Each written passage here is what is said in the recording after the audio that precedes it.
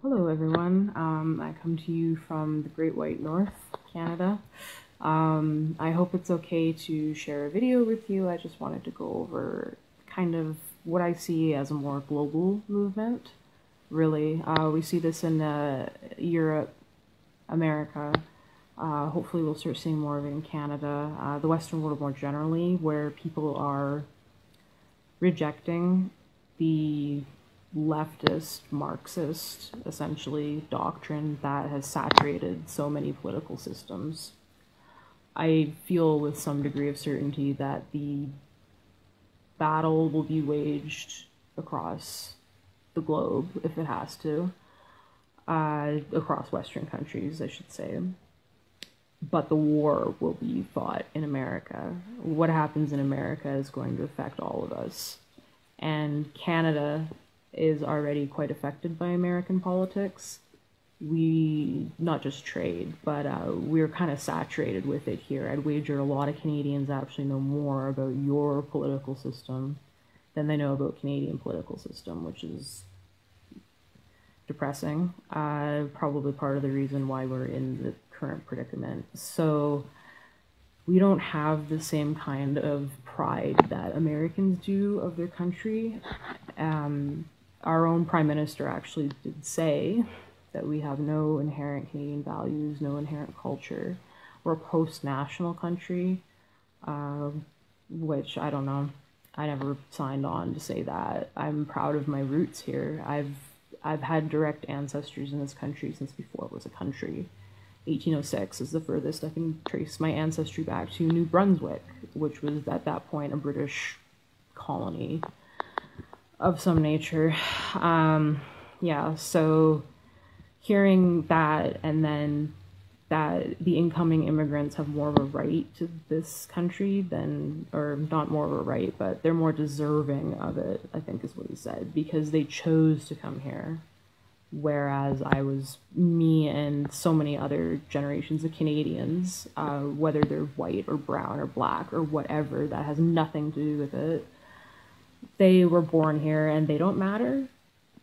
Like, I'm not opposed to immigration in the slightest. It would be super hypocritical of me to be opposed, really. And I know plenty of immigrants who come here and they put in the work. And I find a lot of them are really frustrated at the fact that we have hundreds of people coming in every day, coming across the border and claiming asylum here because Trump's cracking down on false refugee claimants or people who've overstayed in some nature. And so they're coming here as a second choice and they're going to leech off of our system and Trudeau's going to let them get away with it.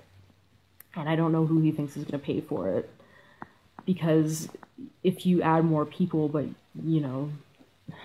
I'm not hopeful that a lot of these people are going to be paying taxes the same rate that, good, decent citizens do. I don't know.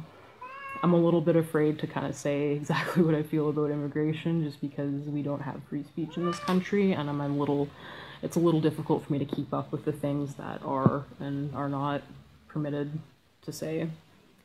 So I'll just say that if you have a piece of pizza, or a whole pizza, and you have 8 people, everyone gets a slice, everyone's happy.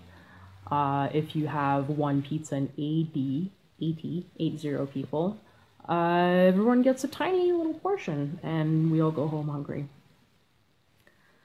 So, I love my country. I'm a patriot. I love my country. I don't want it to continue down the current path. I want to save it. I want to do everything I can. This is a country, I have ancestors that fought in wars on behalf of this country. They fought for the freedoms that I have now that are being eroded away. And it's all being done under the guise of democracy.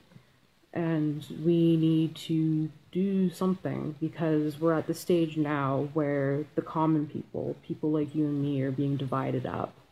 They're being divided up for nefarious purposes, and they're being divided so that we'll be too busy fighting each other that we can't fight the elite. That's what happens. If you go on my Facebook profile, you may note that I studied in Russia for a bit. Despite that, I'm not a Russian bot. I'm a Canadian.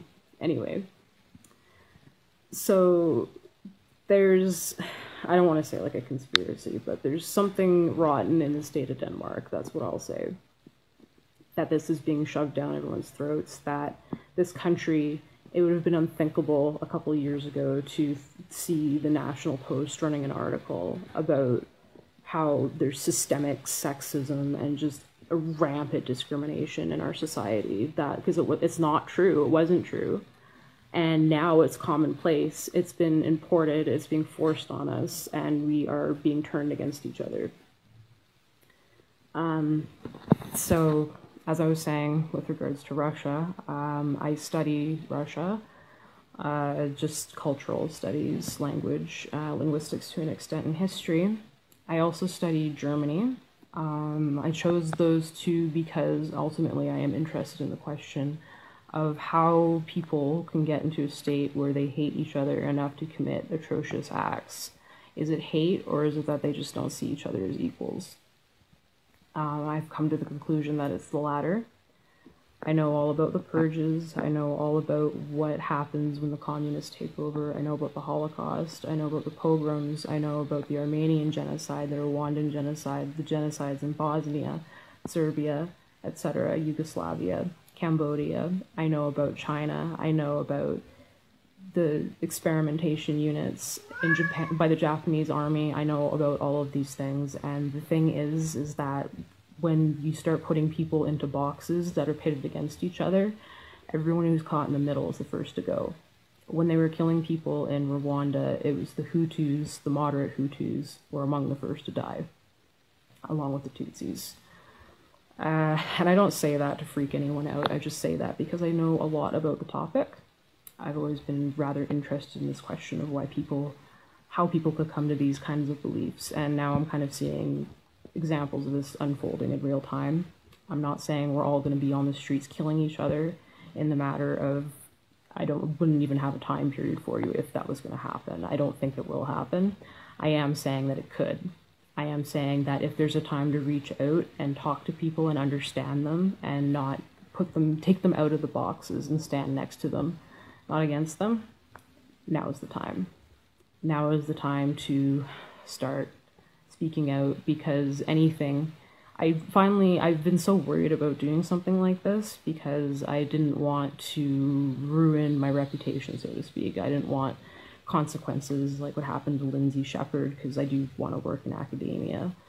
I didn't want that to happen, but then I was thinking, like, if I don't say anything and everything does go to shit,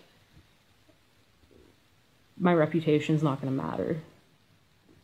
So I have more to lose from staying quiet than I have to lose from speaking out. So I've made my decision. I hope other people make that decision. Doug Ford was elected in Ontario. He was billed by the media as being like Canadian Trump, which is complete garbage, but that aside. Yeah, I hope that's a sign that things are turning around. And I just want to say, protect your rights in America. You have something that we don't. You have freedom of speech, and you have every single beautiful point and amendment in your Constitution that you should cherish. Don't let the American dream die. I know you won't. And I wish the best for both of our countries going forward. Please know that we have nothing against Americans up here. I don't know if that's what the media is telling you. I kind of get that impression from online spaces. We don't hate you. There's more people who are siding with America than the media wants to admit, especially with the immigration issue too. So, that said, God bless America and Canada. God bless y'all, unless that's not your thing, in which case, keep on keeping on. Thank you.